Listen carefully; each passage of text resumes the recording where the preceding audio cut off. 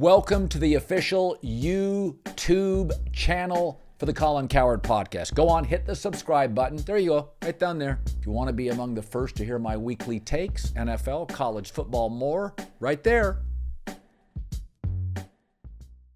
One of the things I downloaded was episodes 3 and 4 of Dynasty. Yeah. Off the Jeff Benedict book. He's on my show in about 2 weeks. Episode 4, John, I don't know if you saw it, is one of the best episodes of a documentary, sports documentary, I've ever seen in my life. The Randy Moss arrival, the Spygate, losing to the Giants in the Super Bowl. I mean, it was Robert Kraft's son said he walked into the locker room and grown men were vomiting and bawling. And you forget the two things so far through 4 episodes that you forget. How big that upset of Kurt Warner and the Rams was. They were offensively ahead of their time. I mean, they had a Niners feel like, can anybody stop them? To win that game, by the way, it was 14-3 at half. They completely shut them down. They'd already won a Super Bowl a couple years previously. I mean, that team was pretty special. Hall of Famers everywhere. And then you forget how historic that 18-0 team going for 19-0. As I watched it, I thought if I was interviewing Tom Brady and I said, Tom, take one play out of your career, I guarantee you he'd say the David Tyree catch. And when I watched it, I'm like, oh my God. Teddy Bruschi's like, yeah, we've done that to people. We did that to the St. Louis Rams. He goes, I know what they were feeling. They believe now they were the better team. You know, I haven't seen, I've seen the 3 episodes. I watched 3 of them on Friday night.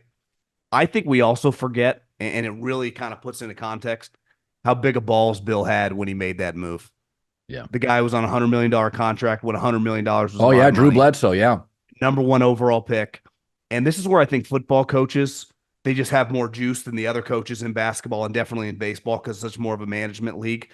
When their gut tells them something, I mean, we see it all the time in football. Right? College and pro, to know that, like, yeah, Drew doesn't move around as well anymore, right? He's been hit too much. And you watch the other thing, I'm watching it with my girlfriend. She's like, God, these guys look bigger back then. I'm like, yeah, Maria, these quarterbacks back in the day were all 6'6". Yeah. They were all huge. When Tom and Drew are standing next to each other, Caleb's coming out. He's barely 6'1". These guys have him by 5 inches. I mean, Drew Bledsoe's a strapping individual. That's the old school quarterback. And you're watching when Drew runs and get hit by Mo Lewis. I'm thinking like most quarterbacks now get out of bounds. Even Brock Purdy's faster, right? And the difference in style, and you've been saying this forever about Belichick, he was perfectly set up for that old school football, right? And this is where Tom benefits. Obviously, he took a lot in his control and was really good. But we're going to talk a lot about draft picks over the next couple months. If you go to a team that sucks, unless you're an all-time transcendent talent, it's going to be very, very difficult. Tom did get to begin starting on a team full of really good defensive players and clearly a really good coaching staff. Yeah. And he'd be the first to tell you, I think a lot of these Patriot guys are kind of, in a weird way, offended by everyone talking shit about Belichick because it almost diminishes a little bit. Like, what they had as a group was pretty special. And you watch all these guys, you're like, yeah, it was a pretty high-level group of individuals. Yeah, it's very omerta. It's very much secrets kept in the family. That's why Mangini, I was told Mangini called Bill and said, Bill, I know what you do. Don't tape the Jets. Yeah. Don't do it. Bill just said, whatever, I'm going to tape the Jets. Bill thought, like, it's omerta. It's the family. They're secrets. You got a job because of me.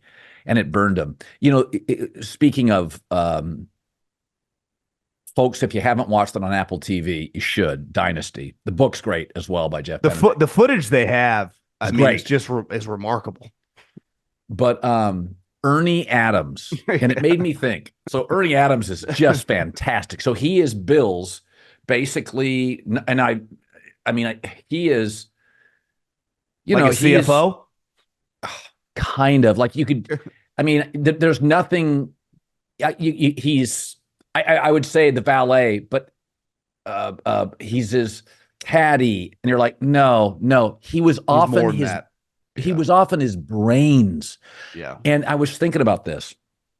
And so years and years ago, when I worked at ESPN, George Bodenheimer was the CEO, and George was really sharp. But when you're the CEO of a major company, you needed 2. somebody that can call you out, somebody that can watch the minutia. You're doing all these meetings after meetings. And I mean, and George was as smart a guy that I've ever had the, honor or privilege to work under.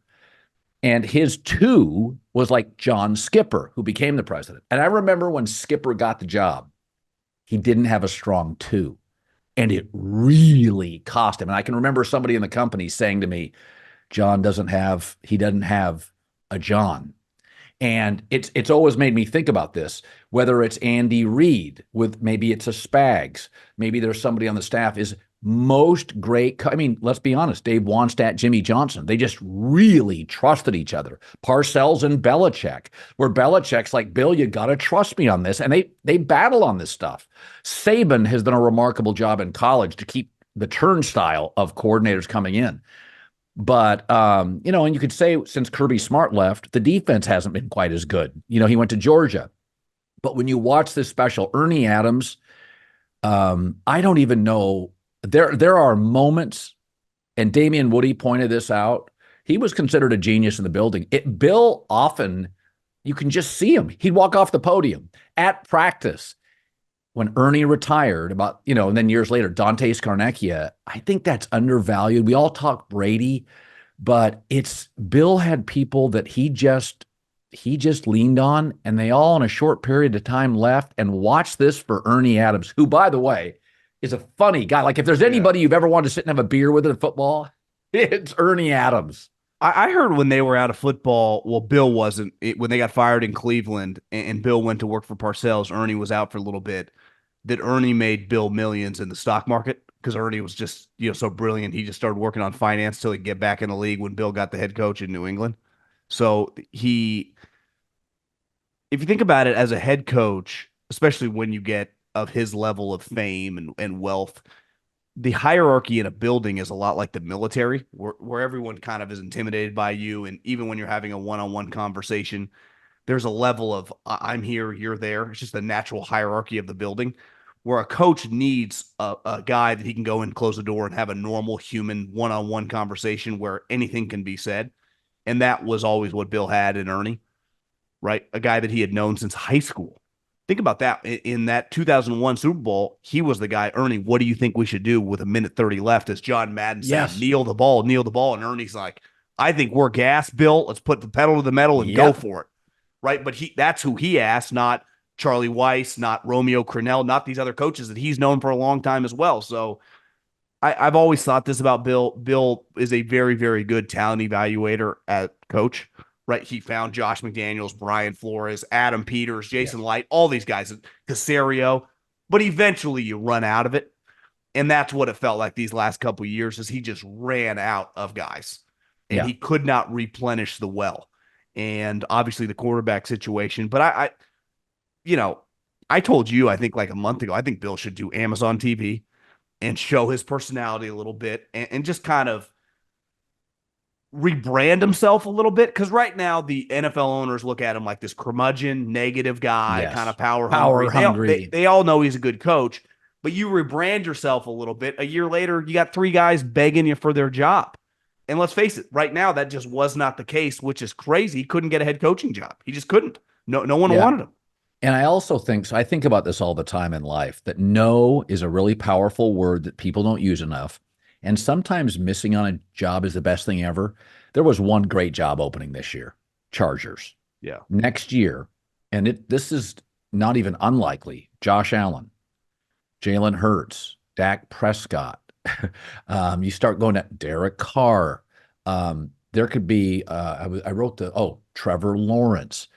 There could be like 5, 6 high-end quarterbacks who need coaches. You can't win in this league. I mean, Belichick's proof. You can't win big in this league without the quarterback.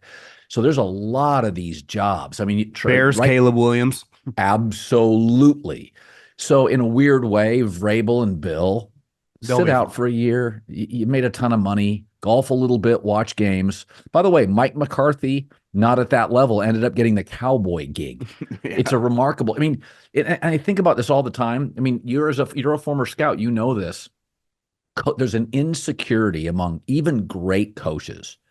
Once you're out, you've got to get back in. And I've thought about this before, like even in my profession. It's like if you're talented, just sit back and watch shows implode, watch managers get, axed. Stuff opens up really fast in big money businesses, Silicon Valley, football, media, blah, blah, whatever it is, law.